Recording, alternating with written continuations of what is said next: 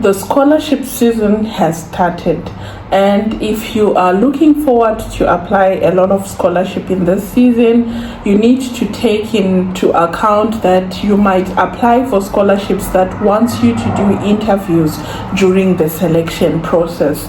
So sit back and relax. We are going to talk about the top 10 questions, top 10 common interview questions.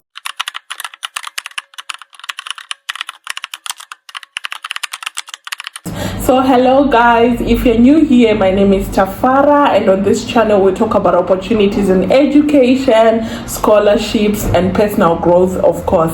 So let's dive into it. We will talk about the common interview questions. We'll also talk about tips and sample answers, and let's get into it. So the first set of questions are general questions, questions like tell me about yourself, and when you're talking about this, you need to focus on your academic and academic interests, your career goals. It's not about telling the interviewer like you grew up in a family of five, blah blah blah, you know what I mean. But you have to focus on your academics, your interests, and your career goals. For example, when you're asked to say tell us about yourself, you might say hello, my name is Tafara, I'm a final year student during my bachelor's program, I'm a science club leader, I'm interested in biomedical sciences. You have talked about yourself, but you have aligned it with your academic, your interests, and also your career goals. And then the second question that you might be asked is, why do you want to study this course? This question is all about passion. You have to sell yourself to the people, like you have to show passion, you have to give a backstory, you have to show a real interest. Probably you have to talk about what inspired you to take that subject, or about the practical experience that you had. As for me, when I was asked that question when I was being interviewed, I would really relate back to the time when I was doing my A-levels, and I was doing agriculture because I'm from an agriculture-based program.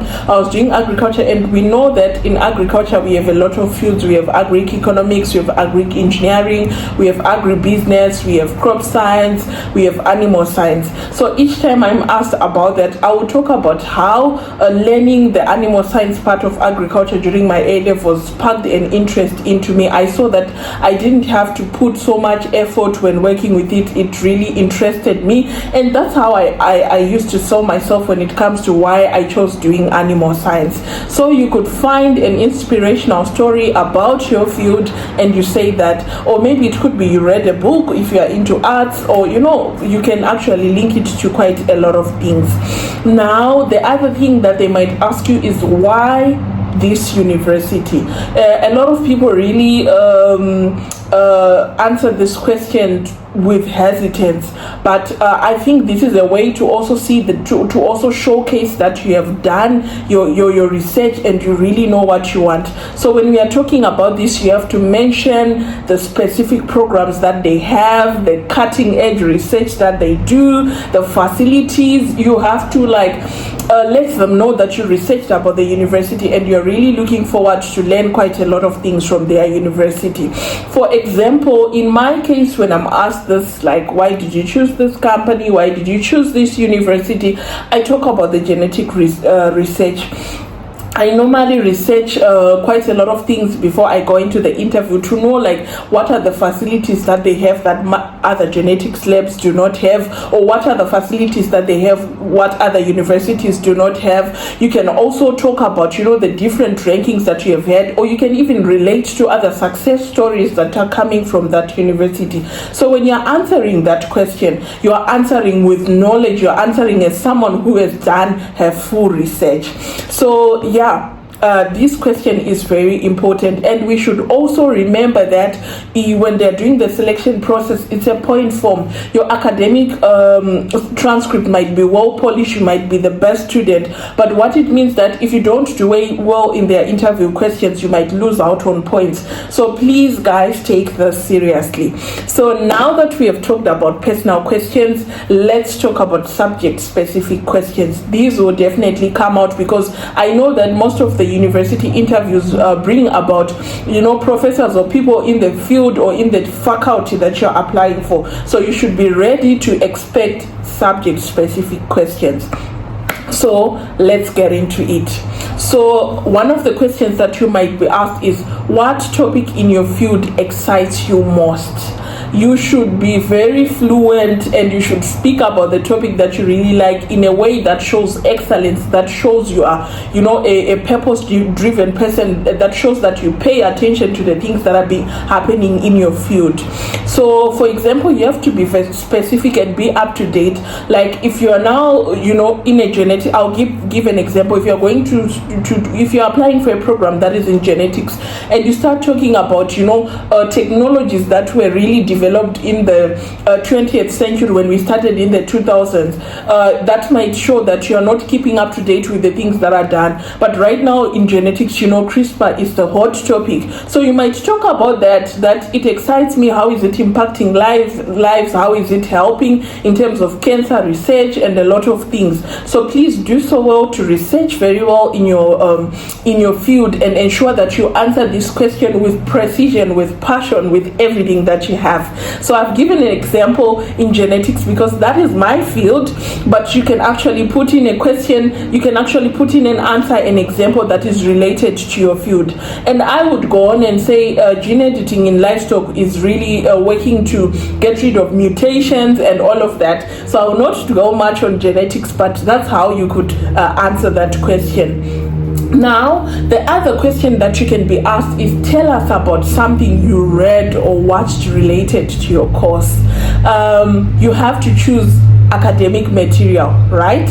That means that you don't have to drift apart, you don't have to be too much opinionated, but choose something that is of academic material that shows that you are really doing your research, and you are really someone who really wants to advance in the field that they are doing. So in my example, as a genetics person, I might talk about SNP markers in dairy cattle performance. SNP data is the real gold nowadays. It has helped a lot of things. It has helped expand genetics. So I would pick to talk about that because I know that whatever I'm going to talk about is going to relate to food security, it's going to relate to nutrition security, and before you know it, I'm already selling myself. Right? So make sure that you choose academic material and you choose the subjects that you really understand. Now, the third question that they might ask you is, how do you stay informed about your subject? Normally, most people are very ignorant of these questions, but they are very, very important. You should mention journals. You should mention webinars that you apply in, that you attend to see what other people are doing in the field. You should mention prominent YouTube channels as well. That shows that you are up to date. You're keeping in touch with your field, right? So you should ensure that you answer this with precision. For example, in my case, I might talk about, there are these FAO webinars that are being done almost every week, every month. If you're joining those, you would definitely know what's happening in the field.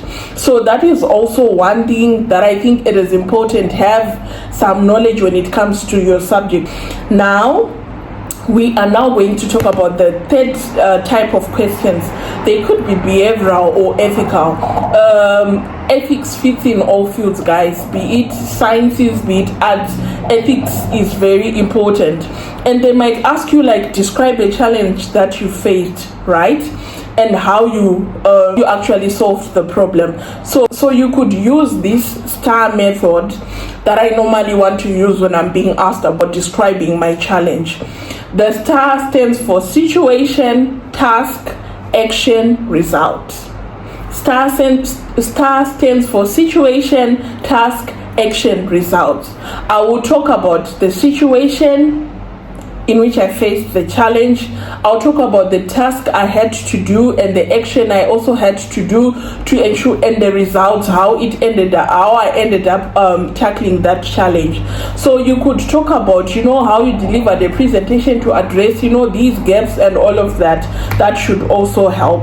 And then the other question that they may ask you is, how do you handle disagreements in a team? this is very important because you're going to be working in groups with other students, and people with social intelligence are really go far when it comes to the outside world. So be careful about that. So you could talk about how you emphasize on communicating clearly, collaborating with other teams. You can talk about how you encourage calm discussions, how you also put in compromise. Sometimes it's not all about you winning, it's not all about you doing things. So you could talk about that, and also you could talk about how you can keep the team productive. You need to sell yourself and become someone who is a team player. And then other things that they might ask you are strengths and weaknesses. So you have to really answer this with intelligence. Like, you could talk about how you are a real asset. And I see people, when they are asked about these weakness things, they try to mask them and act like they are not weak. But having to admit that I have a weakness in this area actually helps you to be honest and also to keep improving yourself. So you can talk about critical thinking in this. You can talk about public speaking, how it was a weakness and how you are improving. I think I always talk about this, that at times when I was doing my bachelor's, I was so scared to present, but I have taken that challenge head on, and I'm improving day by day. So this is how you can actually also talk about it that way. And then one thing that most people, I think they are really worried about, is when you're asked, where do you see yourself in 5 years? This question is not about drifting. This question is not about talking unrealistic goals. This question is not about discussing some things in a way that makes people feel like you are living in a bubble, you are not being realistic. This question needs you to be as authentic as you can, align with your academic and career goals. Also do some, you have to talk about the things that you're doing, the postgraduate studies, the research that you're going to do. I think this is very important, that you answer this with precision and you don't act like someone who is living in unrealistic situations. So there you have it, guys. Those are the 10 most common interview questions that one can be asked. I would like to encourage you to be calm, be honest, well structured, and all the best in your university interviews or in your work interviews. So if you like this video, please do so well to like, subscribe, share, and comment. If you have any questions, also put them in the comment section. I will be commenting. Bye. Cheers.